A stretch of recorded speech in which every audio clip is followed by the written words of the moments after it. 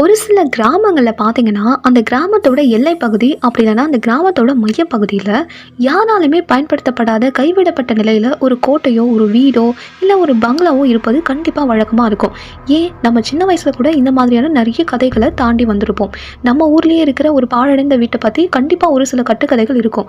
ஏன்னா அந்த வீட்டுக்கிட்ட யாரும் போவாதீங்க, நைட் ஆனால் அந்த வீட்டுக்கிட்ட யாரோ அழற மாதிரி சவுண்டு கேட்குது, யாரோ ஓடுற மாதிரி சவுண்டு கேட்குது, யாரோ சிரிக்கிற மாதிரி சவுண்டு கேட்குது, ஏன்னே தெரியல எல்லா நாயுமே சம்மந்தமே இல்லாமல் அந்த வீட்டை பார்த்து கொலைச்சிட்டே இருக்கு.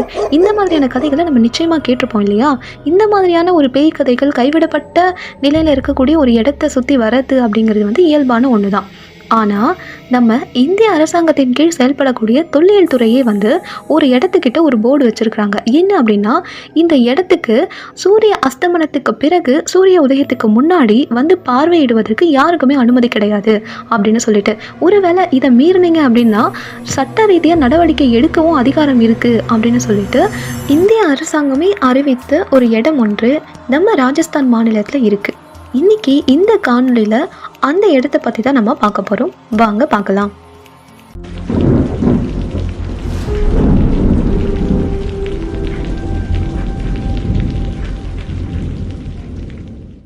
ராஜஸ்தான் மாநிலத்தில் ஆல்வர்னு சொல்லக்கூடிய மாவட்டத்தில் சரிஸ்கா என்ற பகுதியில் தான் இந்த பாங்கர் கோட்டையானது காணப்படுது. இந்த கோட்டைக்கு பின்னாடி பார்த்தீங்க அப்படின்னா ஆரவல்லி மலைத்தொடரானது போயிட்டுருக்கு. அந்த ஏரியாவில் தான் இந்த கோட்டை அமைந்திருக்கு. இந்த கோட்டையை யார் கட்டினாங்க அப்படின்னு பார்த்தீங்கன்னா, பகவந்த் சிங் அப்படின்னு சொல்லக்கூடிய ஒரு மன்னர் கட்டியிருக்கிறாரு. இவர் 15ஆம் நூற்றாண்டு அப்படி இல்லைன்னா 16ஆம் நூற்றாண்டு அந்த காலகட்டத்தில் இந்த கோட்டை கட்டியிருக்கலாம். இந்த கோட்டை கட்டப்பட்டு 500 வருடங்கள் ஆகுது, 500 வருடங்களுக்கு மேலேயும் ஆகுது அப்படின்னு சொல்லிட்டு சொல்கிறாங்க. இந்த பகவந்த் சிங் என்ன பண்ணுறாருன்னா, அவருடைய 2வது மகனான மாதவ் சிங்குக்காக இந்த கோட்டையை கட்டினாரு அப்படின்னு சொல்லிட்டு சொல்கிறாங்க. ஆனால் இந்த கோட்டையே இந்த அளவுக்கு பயங்கரமாக ஒரு பேய்கள் உலாவக்கூடிய அமானுஷ்யங்கள் நிறைந்த ஒரு இடமா பார்க்கப்படுது அப்படின்னா, இதுக்கு இந்த கோட்டையை சுற்றி இருக்கக்கூடிய கிராமவாசிகள் பொதுவாக 2 காரணங்களை சொல்கிறாங்க. அது காரணங்கள் சொல்ல முடியாது, ஒரு 2 கதைகளை அவங்க சொல்கிறாங்க. அது என்ன கதை அப்படின்றத இப்போ நான் உங்களுக்கு சொல்கிறேன். முதல் கதையாக இந்த மக்கள் என்ன சொல்கிறாங்க அப்படின்னு பார்த்தீங்கன்னா, மன்னர் பகவந்த் சிங் ஒரு கோட்டையை கட்டுவதற்காக இந்த சரிஸ்கா என்ற இந்த பகுதியை முதல்ல தேர்வு செஞ்சாராம். தேர்வு செஞ்சுட்டு இங்கே பார்க்குறப்போ அங்கே பக்கத்துலேயே பாலநாத் சொல்லக்கூடிய ஒரு முனிவர் தியானம் செஞ்சுட்டு இருக்கிறாரு. இப்போ இவ்வளோ பெரிய கோட்டையை நம்ம கட்ட போகிறோமே, அதனால் இந்த முனிவர் கிட்ட போயிட்டு ஒரு அனுமதியும் ஒரு ஆசீர்வாதத்தையும் வாங்கலாம் அப்படின்னு சொல்லிட்டு மன்னர் பகவந்த் சிங் அந்த முனிவரை அணுகி இந்த விஷயத்த சொல்கிறாரு. உடனே முனிவர் என்ன சொல்கிறாரு, ஒரு நிபந்தனையை விதிக்கிறாரு. நீங்கள் கோட்டை கட்டுறதா இருந்தால் கட்டிக்கோங்க, எனக்கு பிரச்சனை இல்லை. ஆனால் ஒரு நிபந்தனை, நான் இங்கே தியானம் செய்யும் போது என் மேலே எப்போவுமே சூரிய ஒளி பட்டுட்டே இருக்கணும். நீங்கள் கட்டக்கூடிய கோட்டையின் நிழலானது ஒருபோதும் என் மேலே விழக்கூடாது, அதை மட்டும் பார்த்துக்கோங்க அப்படின்னு சொல்லிட்டு ஒரு நிபந்தனையின் பேரில் அந்த முனிவர் அனுமதி தராரு. உடனே மன்னர் பகவந்த் சிங்கும் அவருடைய நிபந்தனையை ஏற்று கோட்டையை கட்டிடுறாரு. கட்டிட்டு அதுக்கப்புறம் அவருடைய மகனான மாதவ் சிங்குக்கு அந்த கோட்டையை பரிசளிக்கிறாரு. மாதவ் சிங்கும் அவருடைய குடும்பமும் அவங்களுடைய தலைமுறையை ரொம்ப சந்தோஷமா வாழ்ந்துட்டு வராங்க. அப்படி இருக்கிற சமயத்துல தான் மாதவ் சிங் இறந்த பிறகு அந்த வம்சாவளியில ஒரு மன்னர் என்ன பண்றாரா, இந்த கோட்டையோட தளத்தை உயர்த்தலாம் அப்படின்னு நினைச்சு அந்த கோட்டைக்கு மேல இன்னொரு புதிய தளத்தை கட்டுறாராம். அப்படி கட்டும் போது என்ன ஆகுது அப்படின்னா, ஆட்டோமேட்டிக்கா முனிவர் தியானம் செய்யக்கூடிய அந்த இடத்துல படுது. உடனே முனிவருக்கு பயங்கர கோபம் வருது. உடனே அவர் என்ன பண்றாரு அப்படின்னா சாபம் கொடுக்குறாரு. என்னன்னா, இந்த கோட்டையும் இந்த கோட்டை மக்களும் பாழாகட்டும் அப்படின்னு சொல்லிட்டு ஒரு சாபம் கொடுத்ததாகவும், அதனால தான் இந்த கோட்டை இப்படி மாறிடுச்சு, அதுல இறந்தவங்க அந்த மக்களுடைய ஆத்மா எல்லாம் இன்னும் இந்த கோட்டைக்குள்ளேயே முக்தி பெறாம சுத்திட்டு இருக்கு. இது அந்த மக்களால் நம்ம போடுற முதல் கதை. ஆனா இந்த கோட்டைக்குள்ள இன்னுமே இந்த முனிவருக்கு சமாதி இருக்கு அப்படின்னு சொல்றாங்க.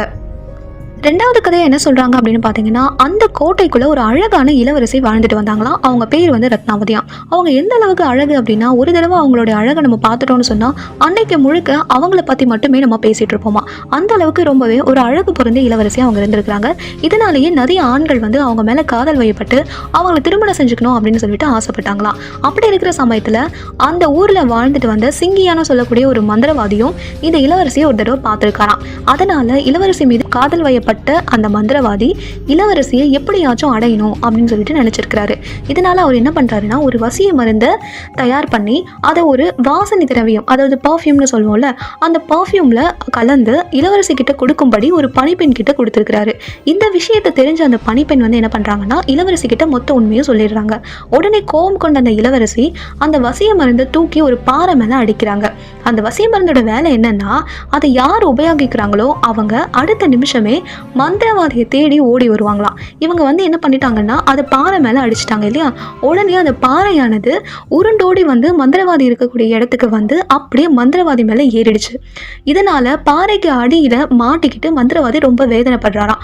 அந்த வேதனைப்பட்ட சமயத்தில் என்னுடைய இந்த நிலைமைக்கு காரணம் நீ தானே, அதனால நீயும் உன் கோட்டையில் இருக்கிற மக்களும் எல்லாருமே வந்து மரணித்து போவீங்க, அது மட்டும் இல்லாமல் உங்கள் ஆத்மாவுக்கு வந்து முக்தியே கிடைக்காது, நீங்கள் எல்லாருமே இங்கேயே பேயாவே சுற்றிட்டு இருப்பீங்க அப்படின்னு சொல்லிட்டு ஒரு சாபத்தை கொடுத்துட்டாராம். சாபத்தை கொடுத்துட்டு அந்த மந்திரவாதி இறந்து போயிடுறாரு. அதே மாதிரி ஒரு சில ஆண்டுகள்லேயே ஒரு மிகப்பெரிய போர் வந்து இளவரசியும் அந்த கோட்டையில் இருந்த மக்களும் அழிஞ்சு போனதாகவும் அதன் பிறகு அவங்களுடைய எல்லாருடைய ஆத்மாவுமே வந்து அந்த கோட்டைக்குள்ளே இன்னுமே முக்தி பெறாமல் சுற்றிட்டு இருக்கு அப்படின்னு சொல்லிட்டு இந்த மக்கள் எல்லாருமே நம்புகிறாங்க. நான் சொன்ன இந்த 2 கதைகளை தான் அந்த உள்ளூர் வாசிங்க, அதாவது அந்த கோட்டையை சுற்றி வசிக்கக்கூடிய உள்ளூர் வாசிங்க ரொம்பவே ஸ்ட்ராங்காக நம்புகிறாங்க. அதனாலேயே இந்த இடம் வந்து இந்தியாவில் மட்டும் இல்லாமல் ஆசியாவிலேயே ரொம்பவே பயங்கரமான ஒரு இடமா பார்க்கப்படுது. அதிக எண்ணிக்கையிலான பேய்கள் உலாவக்கூடிய இடமாக இது பார்க்கப்படுது. இந்த கோட்டைக்குள்ளே 6 மணிக்கு மேலே மனிதர்கள் யாருமே செல்வதற்கு அனுமதி கிடையாது. அதே மாதிரி காலையில் 6 மணிக்கு முன்னாடி யாருமே போகிறதுக்கு அனுமதி இல்லை. ஆனால் பகல் நேரத்தில் நீங்கள் வந்தீங்க அப்படின்னு சொன்னீங்கன்னா இது ரொம்பவே ஒரு அழகான சுற்றுலாத்தலம்னு சொல்லலாம். இந்த கோட்டைக்குள்ள பார்த்தீங்க அப்படின்னா ஒரு சின்ன நீர்வீழ்ச்சி போற மாதிரி வந்து அமைச்சிருக்கிறாங்க. அதே மாதிரி நிறைய கோவில்கள் கூட இந்த கோட்டைக்குள்ள காணப்படுது அப்படின்னு சொல்லிட்டு சொல்றாங்க. நிறைய சுற்றுலா பயணிகள் பகல் நேரத்தில் இங்க வராங்க, வந்து இந்த கோட்டையை ரொம்பவே ஆர்வத்தோடு கண்டு ரசிக்கிறாங்க. ஆனால் இரவு நேரத்தில் தான் யாருமே வந்து இங்கே வரத்துக்கே பயப்படுறாங்க. அதையும் மீறி ஒரு சிலர் வந்து இந்த இரவு நேரத்தில் இந்த கோட்டைக்குள்ளே வந்ததாகவும் அவங்க காணாமல் போயிட்டாங்கன்னு சொல்லிட்டு கேஸ் கொடுத்த அந்த போலீஸ் கேஸ் எல்லாமே இன்னுமே வந்து நிலுவையில் இருக்கான் அந்த போலீஸ் ஸ்டேஷனில். அதே மாதிரி மிருகங்கள் கூட ஏதாச்சும் இந்த கோட்டைக்குள்ளே இரவு நேரங்களில் வந்துச்சுன்னு சொன்னால் அது ஒன்று காணாமல் போயிடுமா, அப்படி இல்லைன்னா அந்த கோட்டைக்குள்ளேயே எங்கேயாச்சும் இறந்து போயிடும் அப்படிங்கிற மாதிரி ஒரு சில கதைகளையும் இந்த மக்கள் எல்லாருமே சொல்கிறாங்க. அது மட்டும் இல்லாமல் அதை ஸ்ட்ராங்காக நம்பவும் செய்கிறாங்க. இன்னும் ஒரு சிலர் வந்து என்ன சொல்கிறாங்க அப்படின்னா, இந்த ரத்னாவதி இருக்காங்கல்ல, அந்த இளவரசி ரத்னாவதி மட்டும் வேற எங்கன்னா பிறந்து இருப்பாங்க, அவங்க திரும்பவும் இந்த கோட்டைக்குள்ளே வந்து இந்த சாபத்துக்கு முற்றுப்புள்ளி வைப்பாங்க அப்படின்னும் சொல்லிட்டோம் ஒரு சில மக்கள் வந்து நம்பிட்டு இருக்காங்களாம். ஆனால் எது எப்படியோ இந்த வீடியோவை பார்க்குற யாராச்சும் இந்த கோட்டைக்குள்ளே போயிருந்தீங்க அப்படின்னு சொன்னால் உங்களுக்கு அந்த அனுபவம் எப்படி இருந்துச்சு அப்படின்னு சொல்லிட்டு கீழே கமெண்ட் பண்ணுங்கள். உங்களுக்கு இந்த வீடியோ பிடிச்சிருந்தது அப்படின்னு சொன்னால் லைக் பண்ணுங்கள், உங்கள் ஃபேமிலி அண்ட் ஃப்ரெண்ட்ஸுக்கும் ஷேர் பண்ணுங்கள். நம்ம சேனலை மறக்காமல் சப்ஸ்கிரைப் பண்ணுங்கள். நன்றி.